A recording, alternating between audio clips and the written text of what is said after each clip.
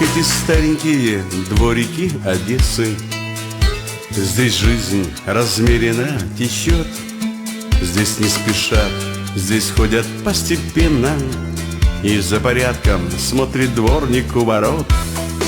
Здесь двухэтажки, застекленные балконы, а лестницы, как трапы кораблей.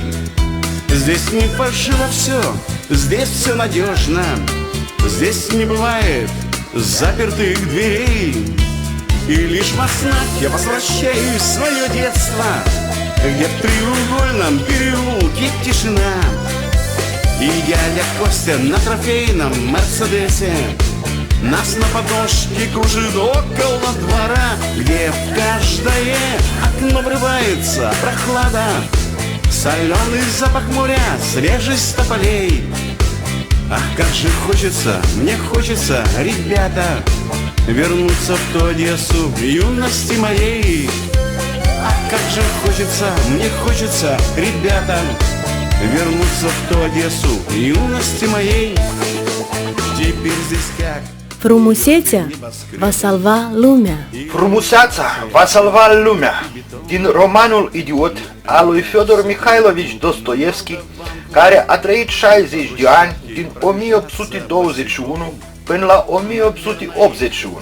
Aceste cuvinte le pronunță Ippolit Terentiev, un tânăr de 18 ani, referindu-se la cuvintele kneazului Menshikov, ce le-a transmis Nicolae, pasărea lupului.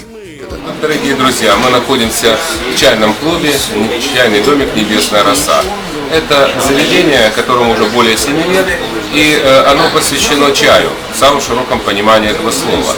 Чайный клуб, которых в мире не так много, и чайный клуб отличает от обычного кафе, либо от какого-то, скажем, магазина, то, что клуб чайной культуры, здесь проходит обучение, чайные школы, и сегодня мы можем предоставить людям 14 видов этнических чаепитий и чайных церемоний, чтобы понять, что, скажем, в таких странах, как Китай, Европа, европейские страны, Россия и так далее, и другие города проводятся не более 5-6.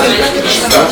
Вот таким образом мы изучаем чай, мы имеем контакт со всем миром, но мы продвигаем китайский чай, потому что именно китайский чай – это родина чая, и она обладает особыми свойствами. В клубе чайной культуры вы можете приобрести элитный китайский чай, более 200 наименований, именно китайский, а выпить любой чай, который в мире продается. Но мы продвигаем китайские чаи, потому что они имеют уникальные свойства не только, скажем, по вкусовым качествам, но китайский чай – это не тронутые листы, не порванные, собранные вручную, обладает еще особой энергетикой. И когда мы их пьем особым образом, то, что на Западе называется чайные церемонии, а в Китае всегда назывались чайные чаепития.